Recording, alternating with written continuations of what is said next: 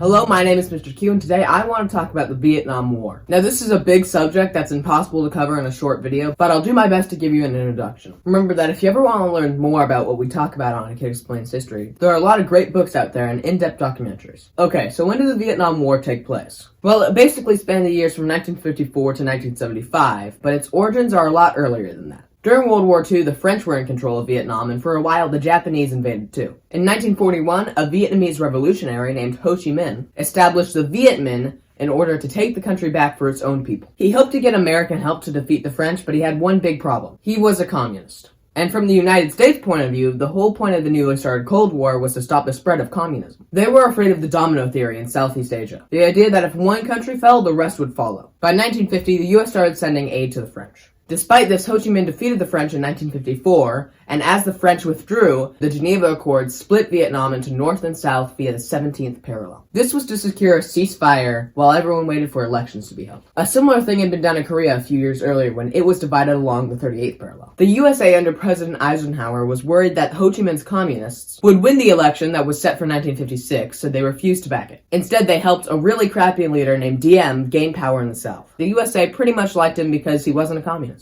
The Viet Cong was established in 1960 and used guerrilla tactics to fight back against Diem. That's when a smaller force uses sabotage, ambush, and raids against a bigger army. It's really irritating to the people playing by the rules, but often highly effective. By now, Ho Chi Minh was the president of North Vietnam. U.S. President John F. Kennedy continued Eisenhower's policy of using military advisors to help the pro-Western government in the South.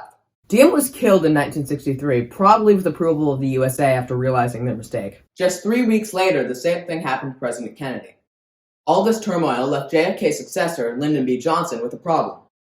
There were 16,000 U.S. advisors in Vietnam. Do you bring them all home, or double down and send in the army?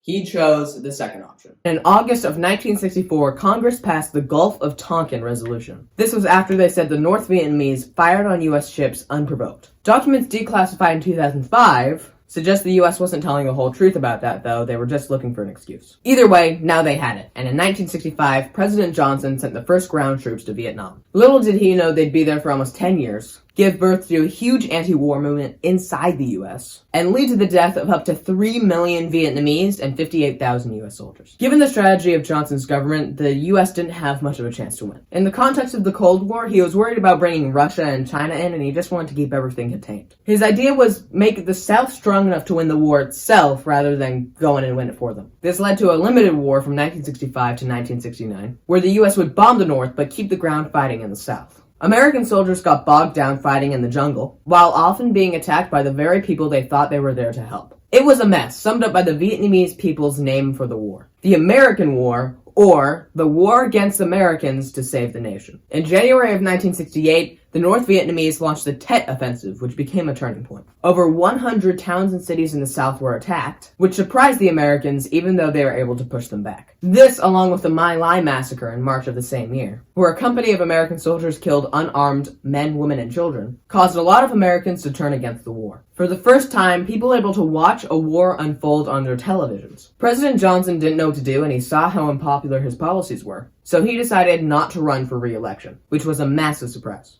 Richard Nixon became president after he said he'd find a way to end the war. His phrase was peace with honor. 79-year-old Ho Chi Minh died of heart failure in 1969, and that same year the U.S. began to withdraw troops. But it wasn't over yet. Nixon also bombed the neighboring countries of Laos and Cambodia to disrupt supply routes, something he kept secret from the American public. A ceasefire agreement was reached in Paris on January 27, 1973, and the last U.S. troops left on March 29. South Vietnam officially surrendered to the North on April 30, 1975. And on July 2, 1976, Vietnam was reunited as the Socialist Republic of Vietnam, something that could have potentially happened peacefully in 1956, if elections had been allowed to go forward. The 1980s were a hard time in Vietnam, with famine and re-education camps, but in recent years the country has developed a fast-growing economy, and has become a popular tourist destination. In 1995, diplomatic relations between the United States and Vietnam were normalized. While still a one-party state, it has followed China's lead by introducing capitalist elements, and its population has more than doubled since 1965.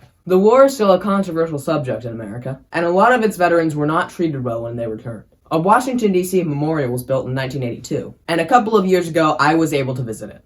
It was really overwhelming to see all the individual names laid out like that. I highly recommend you visiting it if you have the chance. Thank you for watching this episode. Remember to like, share, subscribe, do all the normal things. Check out the social medias. Apart from that, I'll see you next time. Bye!